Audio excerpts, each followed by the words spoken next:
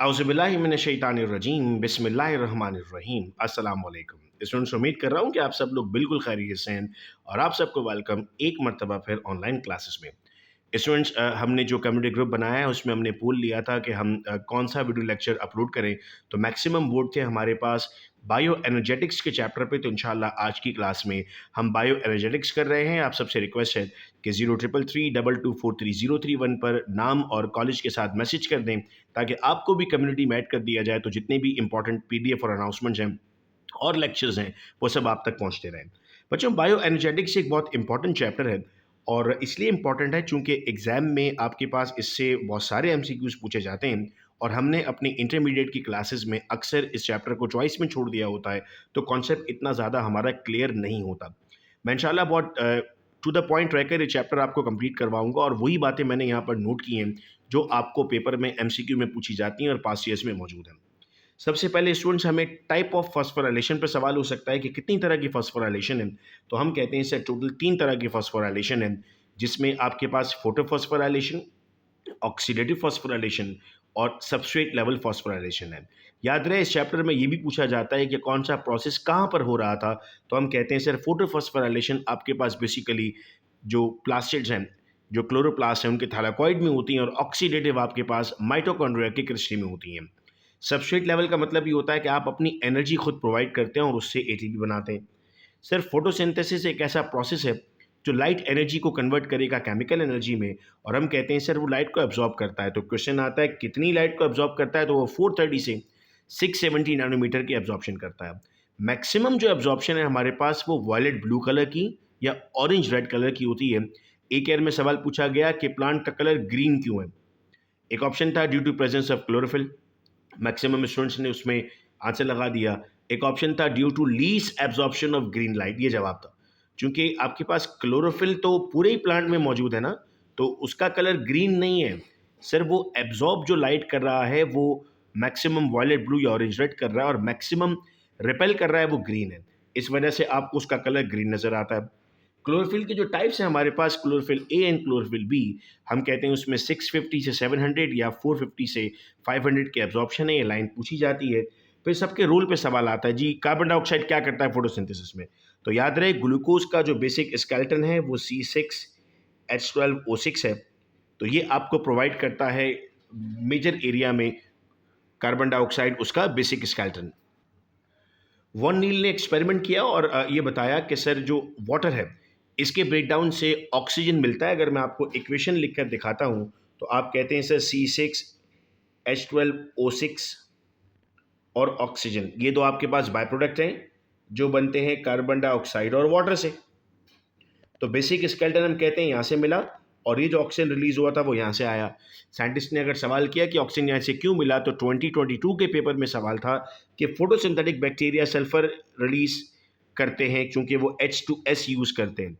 तो भाई H2S use कर रहे हैं तो सल्फर रिलीज कर रहे हैं, H2O यूज़ करेंगे तो ऑक्सीजन को रिलीज करेंगे। ये सवाल MDCAT 2022 में पूछा जा चुका है।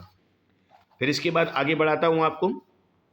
तो सर कौन कौन से इंपॉर्टेंट इवेंट्स हैं जो लाइट रिएक्शन में होते हैं। सर फोटोलाइसिस ऑफ वाटर यानी breakdown of water, electron transport chain यानी एनर्जी जनरेट करना, NADP से NADPH2 बनना। याद रहे प्लांट के अंदर लाइट रिएक्शन और डार्क रिएक्शन हो रहा है। लाइट रिएक्शन दिन के वक्त होगा, उसमें ग्लूकोज नहीं बनेगा, उसमें सिर्फ एनर्जी बनेगी और एनर्जी NADPH2 के नाम से है। फोटोफॉस्फोराइलेशन, अब फिर वही वहाँ आ जाते हैं दोबारा।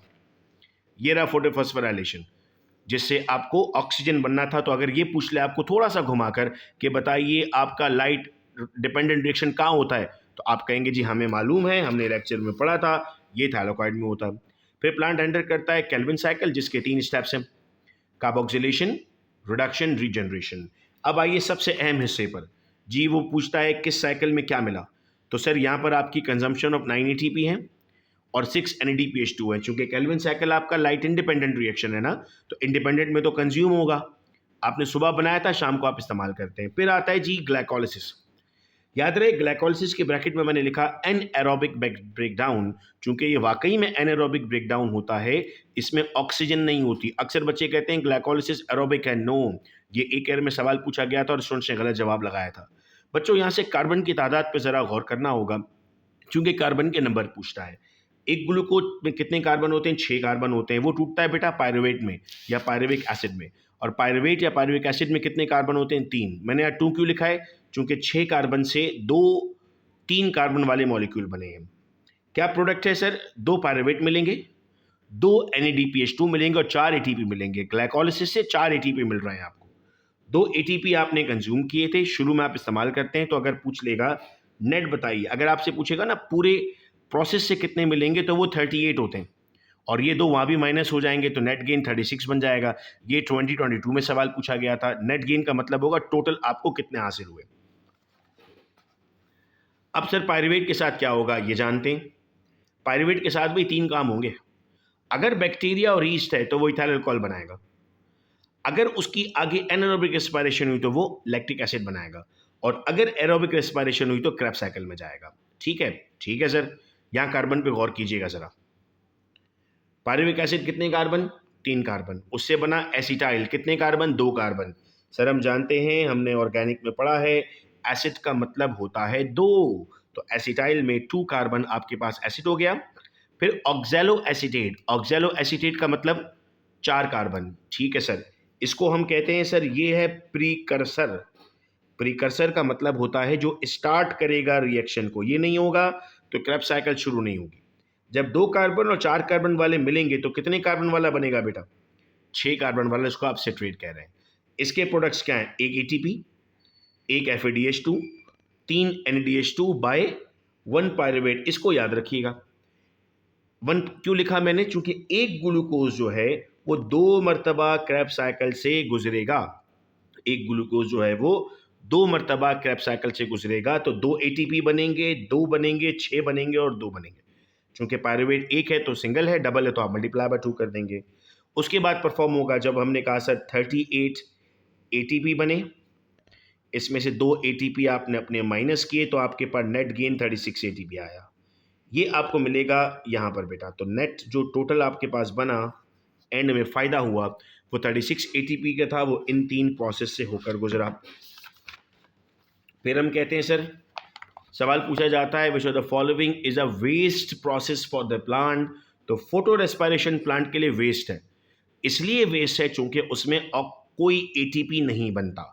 क्या होता है उसमें सर? रुबिस्को बिसफॉस्फेट कंबाइन होता है ऑक्सीजन से, ग्लाइकोलेट बनाता है। आप अगर सेल वाला चैप्टर पढ़ते हैं तो आप वहां पर पढ़ते हैं कि ये काम पर ऑक्सीजोम के अंदर होता है, वहां पर ये मेंशन भी है पर ऑक्सीजोम, जिससे ग्लाइसिन बनाता है, ग्लाइसिन से सेरीन बनाता है, दोनों अमाइनो एसिड्स हैं, और कार्बन डाइऑक्साइड रिलीज करता है यानी डीकार्बोक्सिलेशन करता है।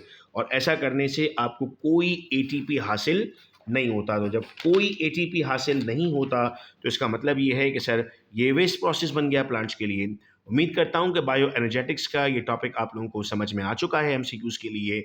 अब इंशाल्लाह मैं आप लोगों को इसी कम्युनिटी ग्रुप में इसके MCQs भेज दूंगा सॉल्व करने के लिए, तो आपको और ज़्यादा कॉन्सेप्ट क्लियर हो जाएगा और आइडिया हो जाएगा आप लोगों को। और कम्युनिटी में मैं ये भी पूछ लूँगा कि नेक्स्ट कौन सा टॉपिक होगा जिस पर हम ट्रिक जानना चाह रहे हैं। तो कम्युनिटी अगर ज्वाइन नहीं की है तो आप इस नंबर पर फौरी रब्ता करके कम्युनिटी को ज्वाइन कर लें, ताकि आपके पास ये अपडेट्स आती रहें और हम अपने MD-CAT टेस्ट को बहुत अच्छे से सॉल्व कर सकें। बहुत शुक्रिया आप तमाम का इस वीडियो लेक्चर को सुनने का। अपने दोस्तों के साथ शेयर कीजिएगा। अल्लाह हाफिज़।